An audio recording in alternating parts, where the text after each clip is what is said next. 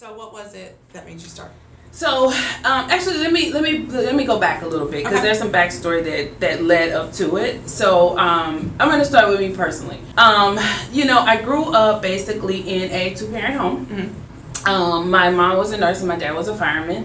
And I basically, grew up with a nice childhood. But they divorced and separated when I was probably 15 or whatever. So, most of the time it was me and my mom and my brother, but I went, my dad he was very involved in my life. Mm-hmm. So basically, speed up, I graduated high school, I went to college. I went to school to be a respiratory therapist. Okay. Did that. I did patient care for about 3 years. During that time, I was recruited by the marketing director for a hospital to do marketing. She said I had a great personality, which was very true. So anyway, true statement. And so she thought I would be great at marketing. So I worked in the hospital for a little while. I was kind of apprehensive about it because I had this thing about being nervous and selling stuff and speaking to people and stuff, and thank God I did that because it helps me in my business now. So anyway, I decided to do that. I during that time I got engaged, ended up getting married. So I had a new career, which was transition from doing patient care, what I went to school for, to totally different, doing marketing and sales.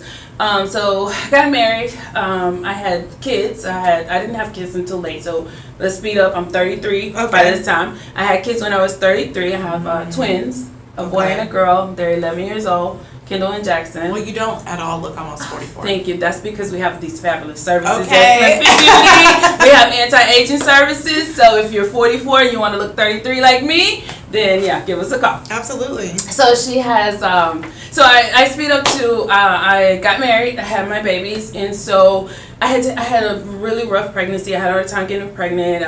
I ended up on bed rest and having emergency surgery and things like that. So from that point, it started a lot of internal issues that I didn't know that was there. A lot of depression and anxiety and postpartum depression after I had the babies that I didn't know. Actually, it was my ex-husband who was telling me that, you have some issue, you need to go to the doctor. And I'm like, I'm fine and things like that. So I ended up going to the doctor, and this is where my story gets a little twisted up, because here I am, this career woman, and I'm living an American dream. I have a husband, I have 2 babies. I mean, twins, a boy and a girl. I mean, perfect life. You never have to have another child again. Ever.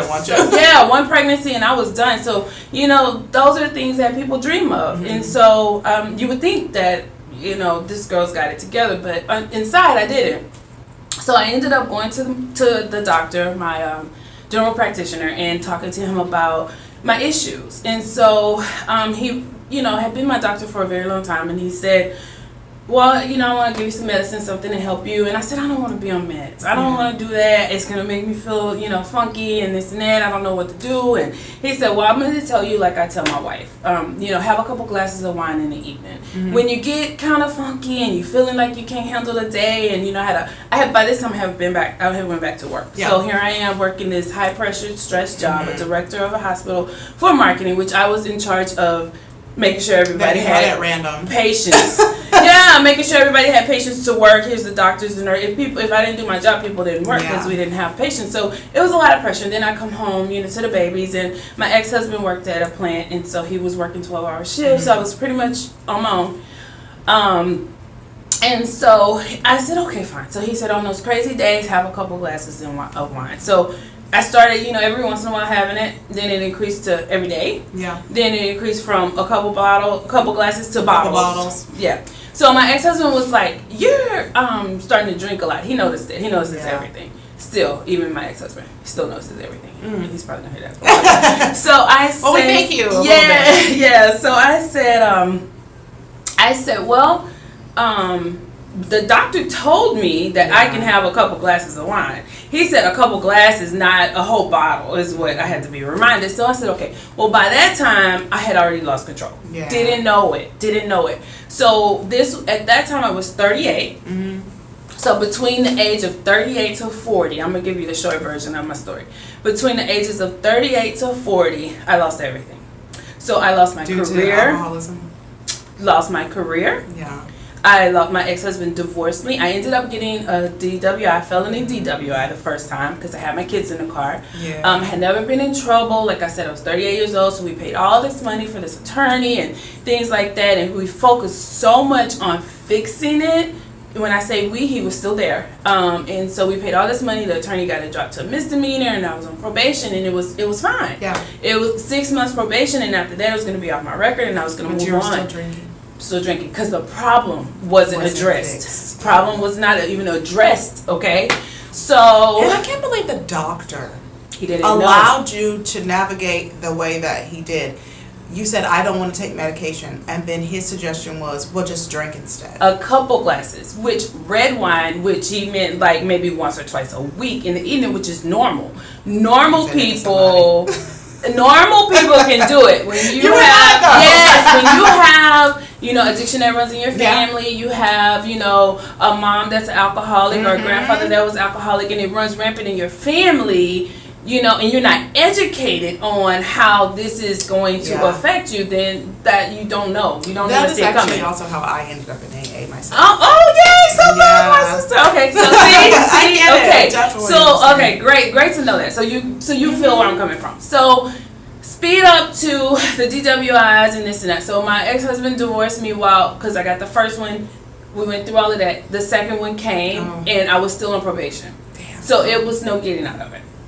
So while I was still there, You had to go down. I was fighting my case first of all in Harris County, and so my ex-husband divorced me. My job prior to that, my job was holding my job for me to Marketing finish. position. Yes, because I was really good, and I'm not tooting my own horn. No, I'm you just better toot it. saying that this She's is really good Yeah, at I marketing. was. That's I why really her good. business is flourishing. Yes, so they were waiting for me to come back and hold this job. So it was a lot of people that was depending on me. And that alone was a lot of pressure. Yeah. To get sober and to do right and to just not. And I would tell people that I drank wine, and they were like, "It's just wine." And I'm like, "Just wine caused me to lose everything. Like you can't It's still alcohol. you can't like say like you're fine." And it's a lot of people don't understand. My sister-in-law is like, "You're just going through something. You can drink again in a couple years. You'll be fine." And the thing is that, if you want to, you can, but you know whether or not you can. I can do, right? Because there's some You can't can't. have any drinks. Exactly, and that's me. So so fast forward to being locked up, and my ex-husband divorced me, and he filed. So this is where I knew things were changing, and God has His hands on me. So I fought it, and I said, because he was threatening to take. Now, mind you, I said we had this life that we had, so there was money involved. Yeah. There was money that I helped bring, and money that he had, and all this that he didn't want to share. Assets. And kids, he wanted to get full custody and sole custody. Yeah, there was a lot of stuff where. Do you think he did that because he had spent so much energy helping you get fixed, and then you fucked He up did that again? because he was hurt. Yeah. Because I ruined our life. I ruined what But we you were had. sick, He didn't understand that, which is sad because he comes from a family with addiction where his mom was an addict, and that's probably part of it. It was like anger. he's taken out what he really wanted to do on her, yes. and trying to protect them kids from whatever Yes. experience he had, but it wouldn't be the same. It wasn't the same.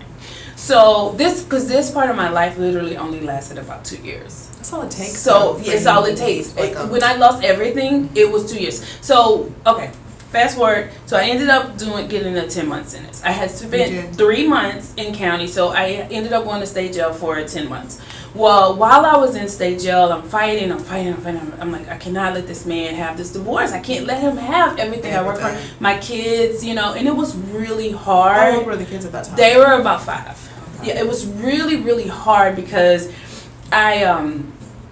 it was times where I tell people, like, I feel like a horrible mother when I talk about it now, but it hurts so bad to be away from my kids that there was times I had to, like, block them out of my head. Like, I didn't have them. Because he wouldn't let them come and see me. I mean, it was hard. And it was hard to go from, being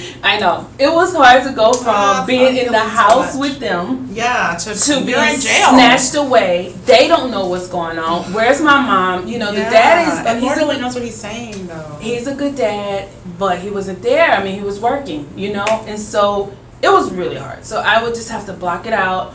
And I was like, I just have to get through this. Yeah. Okay, so during that time, I lost some family. I lost an aunt that was really close to me because she sided with him, and you know, she had like I'm not gonna go into business with that, but she had some insight to get in to come and see me, you know, when I was in jail, and it was through an attorney visit. It wasn't through whatever. So I'm thinking she's coming as a family, and here she is with these papers, and he's got her head to get me to sign for less.